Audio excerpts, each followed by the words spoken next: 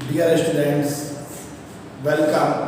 आपका स्वागत है इस नए वीडियो में जिसमें आज हम लोग बायो सेवर्ट के नियम का एक अनुप्रयोग, एक उसकी एप्लीकेशंस पढ़ेंगे। वो क्या है? वृत्ताकार कुंडली के केंद्र पर उत्पन्न चुंबकीय क्षेत्र। देखिए, जो पंखा ये घूम रहे हैं, जो मोटर घूमता है, कोई भी चीज मूव करती है, वो क्यों मूव करती है भाई? जब उसमें एक चुंबकीय क्षेत्र लगता है, एक चुंबकीय क्षेत्र एक बल पैदा करता है, फिर वो उसको रोटेट करता है, घुमाता है। तो वही फार्मूला हमको डिराइव करना है कि वो वृत्ताकार जो कुंडली है उसके केंद्र पर कितना चुंबकीय क्षेत्र उत्पन्न हो रहा है। यहाँ जब कभी भी आप जानते हो कुंडली की बात होती है तो वो वाली कुंडली की मैं बात नहीं कर रहा। यहाँ पर जो पंडित जी बनाते हैं, यहाँ कुंडली की बात हो रही है जिसमें आप लोगों ने पंखे में देखा होगा, गोल गोल से उसमें बहुत से तार लपेटे जाते हैं, उसको बोलते हैं वृत्ताकार कुंडली। तो उस वृत्ताकार कुंडली के कारण केंद्र पर उत्पन्न चुंबकीय क्षेत्र बड़ा इंपॉर्टेंट क्वेश्चन है। ठीक, तो ये अनुप्रयोग है या ये एप्लीकेशंस है बायो सेवर्ट के नियम की। अगर आपको बायो सेवर्ट नियम नहीं कंफर्म है तो मैं आपसे कहूँगा, एक बड़ा अच्छा सा वीडियो मैंने बनाया है बायो सेवर्ट के नियम पे, जिसको आप जरूर देखिएगा। बायो सेवर्ट के नियम, फिर ये आपको समझना बेहतर होगा। ठीक, चलो शुरू करते हैं अपना वृत्ताकार कुंडली के केंद्र पर उत्पन्न चुंबकीय क्षेत्र। मैंने क्या किया, एक बड़ा सा लंबा सा तार था, उस लंबे से तार को मैंने एक वृत्ताकार कुंडली में बना लिया। लीजिए, ठीक, वृत्ताकार कुंडली में बना लिया और ये हमारा बैटरी लगा दी, ये बैटरी लगा दी। ठीक, ये प्लस सिरा और ये माइनस सिरा। आप जानते हो हमेशा प्लस सिरे से करंट फ्लो होता है माइनस सिरे की ओर। तो ये देखिए हमारा करंट भी फ्लो होने लगा। ठीक है, अब हम लोग इसके केंद्र पर कितना चुंबकीय क्षेत्र उत्पन्न होगा वो निकालते हैं, है ना? वो निकालते हैं।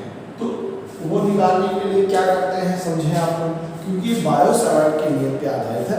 बायो सेवर्ट ने बताया था अल्पांश लंबाई द्वारा उत्पन्न चुंबकीय क्षेत्र। अल्पांश लंबाई मतलब बहुत छोटी लंबाई हो तब के लिए चुंबकीय क्षेत्र कितना होगा। ठीक, तो उसी नियम से निकलेगा। अब जरा उस नियम से कैसे, तो वो भी समझाओ।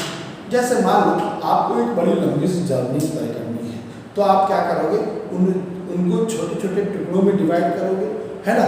उसी तरीके से यहाँ क्या करेंगे, हमने मान लिया इस तार का एक छोटा टुकड़ा जिसको हम वर्ड देंगे अल्पांश लंबाई।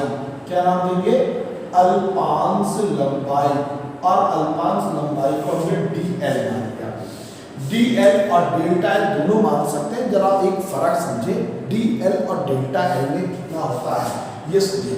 DL और डेल्टा L का मतलब क्या होगा वो आप समझिए। देखिए, जब कोई सूक्ष्म दूरी हो तो उसको हम डेल्टा L कहते हैं, डेल्टा L कहते हैं। और सूक्ष्म दूरी से भी सूक्ष्म, अति सूक्ष्म हो तो उसको बोलेंगे DL। तो मैंने यहाँ अति सूक्ष्म दूरी दी है उसकी लंबाई, इसलिए मैंने इसको D5 कहा। ठीक, ये इसकी R त्रिज्या है, R त्रिज्या, ये इसका केंद्र वो है जहां पर हमको चुंबकीय क्षेत्र ज्ञात करना है।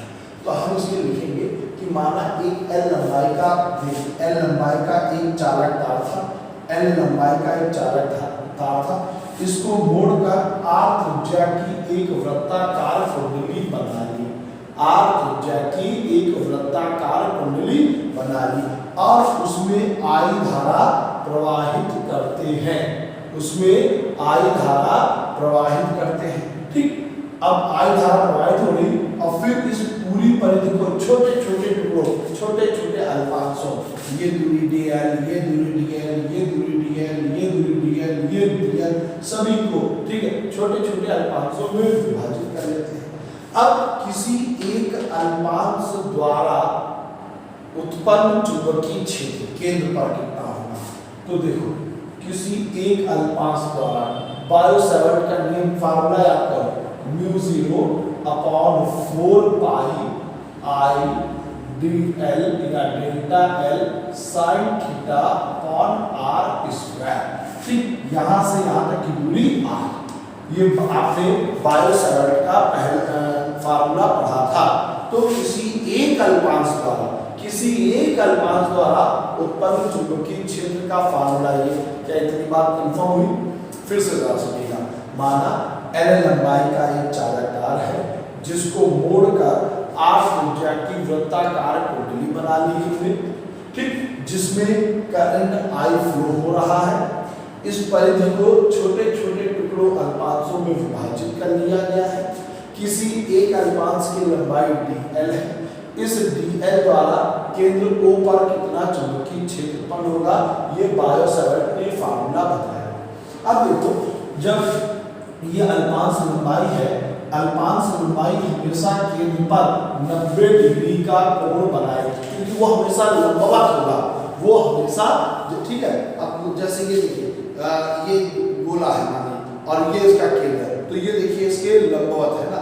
ऐसे ये पूरा हाथ में गोल टाइप से मोड़ ले रहा हूं। ये मानिए, ये देखिए लंबवत, ये देखिए लंबवत, ये देखिए लंबवत। कहीं भी दूरी जाओ तो वो हमेशा लंबवत होगा। ठीक, तो लंबवत मतलब थीटा बराबर 90 डिग्री। अब थीटा की वैल्यू रख दो बेटा, dB बराबर μ0 upon 4 pi I dl sine 90 upon R square. Sine 90 की वैल्यू कितनी होती है? कितनी होती है? 1। तो μ0 upon 4 pi I dl upon R square. ठीक, किसी एक अल्पांश द्वारा मुझे पता चल गया कि कितना चुंबकीय क्षेत्र उत्पन्न होगा। तो जैसे अब बताओ, मैं आपसे पूछूं कि किसी एक चीज के बारे में पता चल गया, ज्यादा चीजों के बारे में निकालते हैं, तो आप क्या करते हैं? समाकलन। क्या करते हैं? समाकलन। ठीक, अब यहाँ पर हम जो है इसका समाकलन कर देते हैं, इसका समाकलन कर देते हैं। तो लिखेंगे b संपूर्ण सारे अल्पांशों द्वारा उत्पन्न चुंबकीय क्षेत्र। तो ये देखिए, हमने इसका समाकलन कर दिया। ठीक है, इसका समाकलन कर दिया। समाकलन कब करते हैं? जब छोटी सी दूरी मालूम है और उन सबको इंक्लूड करना है, सबको जोड़ना है। ठीक, ये दूरी dl, ये दूरी, ये दूरी, ये दूरी, सबको जोड़ना है। अब यहाँ से वैल्यू उठाओ और यहाँ पे रख दो भैया। तो b बराबर समाकलन μ0 अपॉन 4 पाई I बटे आर स्क्वायर इंटू dl। ठीक, अब आप जानते हो कि μ0 अपॉन 4 पाई I बटे आर को बाहर ले आओ और ये यहाँ बचेगा dl का समाकलन करेंगे। समाकलन मैंने भी बताया, समाकलन मतलब सभी का जोड़। तो देखो, इतने का मान dl, ये dl, इन सब को जोड़ोगे तो ये क्या बन जाएगी? पूरी परिधि। क्या बन जाएगी? पूरी परिधि। और परिधि का फार्मूला क्या होता है भाई? परिधि का फार्मूला 2 पाई r। कितना होता है? 2 पाई r। तो इतने को सॉल्व करोगे, आएगा 2 पाई r। पाई से पाई कैंसिल, 1 जा 2 जा, r से स्क्वायर कैंसिल। तो b बराबर कितना आया? μ0 अपॉन 4 पाई r। ठीक, 4 पाई नहीं 2। ये देखिए, यहाँ से आगे वाला मैं बता रहा हूँ, μ0 अपॉन 2 I बटे r। ठीक, अब देखो, ये फार्मूला हो गया। मगर ये वृत्ताकार कुंडली है, तो वृत्ताकार कुंडली में क्या एक ही फेरा होगा? बहुत से फेरे होंगे उसमें, बहुत, तभी तो पंखे को नचा पाएगी भाई, है ना। तो पंखा कैसे नचा पाएगी? तो इसमें मान लिया कि कुंडली में अगर n फेरे हैं, तो यहाँ पर क्या लिख देंगे? ये वैल्यू। ठीक, b बराबर μ0 n I अपॉन 2r। अब जरा एक चीज और भी लिखी जा सकती है। क्या लिखा जा सकता है? μ0 n I बटे d मतलब व्यास। ये देखो 2r लिखा, r मतलब यहाँ पर त्रिज्या है, और त्रिज्या का दूना क्या होता है? दोगुना कितना होता है? व्यास। तो मैं 2r इक्वल टू d लिख सकता हूँ। अगर किसी न्यूमेरिकल में कुंडली का व्यास दे रखा हो तब आप ये फार्मूला लगाना, त्रिज्या दे रखी हो आप ये फार्मूला लगाना। तो इतना उम्मीद करते हैं आपको समझ में आ गया होगा। जरा एक बार फिर से देख लें, फिर मैं इसके डायरेक्शन के बारे में सिखाता हूँ। हमने किसी एक अल्पांश द्वारा ऊपर चुंबकीय क्षेत्र निकाला बायो-सावर्ट के नियम से, वैल्यू आई थीटा बराबर 90, थीटा बराबर 90, sin 90 का मान दी वैल्यू ये आई। अब हमने निकाला कि इस कुंडली में बहुत से अल्पांश होंगे, समस्त अल्पांशों द्वारा उत्पन्न नेट चुंबकीय क्षेत्र या कुल चुंबकीय क्षेत्र B बराबर समाकलन किसका, dB का, dB की वैल्यू यहाँ रखो, ये वैल्यू आई, ठीक, μ0/4 पाई I बटे r स्क्वायर बाहर निकालना, dl का समाकलन करेंगे, dl मतलब पूरी परिधि और परिधि का फार्मूला मतलब 2 पाई r, तो ये वैल्यू आई। अब कुंडली में मान लिया फेरों की संख्या बहुत है, तब क्या होगा, n फेरे n आ गया। अब जरा हम लोग सीखते हैं डायरेक्शन के बारे में कि चुंबकीय क्षेत्र की दिशा क्या होगी। तो सुनो, अगर आपने बायो-सावर्ट का नियम याद करो, ये देखो बायो-सावर्ट का नियम,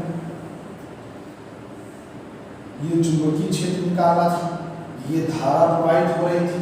अब हम लोग क्या पढ़ रहे थे, हम लोग इस तरीके से फैलाते थे कि धारा की दिशा में अंगूठा हमारा किधर है, धारा की दिशा में, देखिए धारा की दिशा में, और अंगुलियां हैं चुंबकीय क्षेत्र की दिशा में, अंगुलियां हैं चुंबकीय क्षेत्र की दिशा में।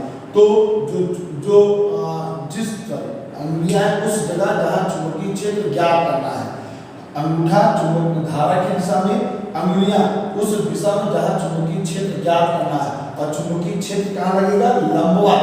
अब यहाँ पे कहाँ लगेगा, अंदर की ओर। अब यहाँ बड़ी इंपॉर्टेंट बात समझना, जब कभी बोर्ड के अंदर चुंबकीय क्षेत्र लगता है तो उसको क्रॉस के निशान द्वारा प्रदर्शित किया जाता है, ठीक। अब यहाँ पर ये अंगूठा वहाँ धारा की दिशा, उंगलियां उस दिशा में जहाँ चुंबकीय क्षेत्र ज्ञात करना है, तो चुंबकीय क्षेत्र इसके लंबवत लगेगा। अब अंदर लग रहा इसलिए यहाँ क्रॉस का निशान लगेगा। अब मान लीजिए यही मैं धारा की दिशा बदल देता हूँ, ये देखिए धारा की दिशा नीचे की ओर अब होगी। अब आप समझिएगा, ये धारा की दिशा, ये देखिए आपकी धारा की दिशा ऐसा समझिए भाई, और यहाँ पर हमको ये बिंदु P यहाँ बनाना पड़ेगा, ठीक है, बिंदु P ये बनाना पड़ेगा, ये देखिए ये ठीक, ये धारा की दिशा, और ये उंगलियां वहां पर जहाँ चुंबकीय क्षेत्र है। तो अब ये देखो जो चुंबकीय क्षेत्र है कहाँ लगेगा, लंबवत बाहर की ओर, ठीक। ये अंगूठा हमारा धारा की दिशा में, ठीक है, ये अंगुलियां उस जगह पे जहाँ चुंबकीय क्षेत्र ज्ञात करना है, तो चुंबकीय क्षेत्र कहाँ लगेगा, बाहर की ओर। अब बाहर की ओर लगेगा तो बाहर की ओर जो चुंबकीय क्षेत्र लगता है उसको डॉट द्वारा प्रदर्शित किया जाता है, तो ये निशान। अब इसी सिद्धांत से अब देखिए ये हमारी धारा किधर बह रही, ऐसे बह रही धारा, ये अंगुलियां वहां जहाँ चुंबकीय क्षेत्र ज्ञात करना है, ठीक। तो यहाँ पर चुंबकीय क्षेत्र कहाँ लगेगा, बाहर की ओर, कहाँ लगेगा, बाहर की ओर, ठीक है। अगर धारा इधर दिशा में बह रही है, ठीक, आपकी एंटी क्लॉकवाइज बह रही है, ध्यान रखिएगा, तो लिखेंगे चुंबकीय क्षेत्र लंबवत कहाँ की ओर, ऊपर की ओर, ठीक। अब यही अगर धारा इधर की ओर बहने लगे, भाई धारा इधर की ओर बहने लगे, तो देखो अब अंगूठा धारा की दिशा में कर लिया, उंगली उस जगह पर जहाँ चुंबकीय क्षेत्र ज्ञात करना, तो अब चुंबकीय क्षेत्र कहाँ लगेगा, लंबवत अंदर की ओर, लंबवत नीचे की ओर या अंदर की ओर, लंबवत नीचे की ओर या अंदर की ओर, ठीक। फिर ध्यान रखिएगा, अगर इसमें धारा एंटी क्लॉकवाइज बह रही है तो चुंबकीय क्षेत्र लंबवत ऊपर की ओर, और अगर क्लॉकवाइज बह रही है तो धारा अगर क्लॉकवाइज बह रही तो चुंबकीय क्षेत्र जो है भी वो लंबवत नीचे की ओर होगा, ठीक। ये जरूर याद रखिएगा, चुंबकीय क्षेत्र निकालने के लिए काम आएगा। उम्मीद करता हूँ आपको ये डेरिवेशन समझ में आया होगा, ये बड़ा इंपॉर्टेंट क्वेश्चन है। ये हमने जो डेरिवेशन किया चुंबकीय वृत्ताकार कुंडली के केंद्र के लिए किया। अब सेम ऐसे एक और डेरिवेशन है, वो वृत्ताकार कुंडली के केंद्र से बाहर की ओर है। वो नेक्स्ट वीडियो में हम लोग पढ़ेंगे। कुंडली के बाहर किसी अक्ष के बाहर चुंबकीय क्षेत्र का डेरिवेशन। मिलते हैं नए वीडियो के साथ।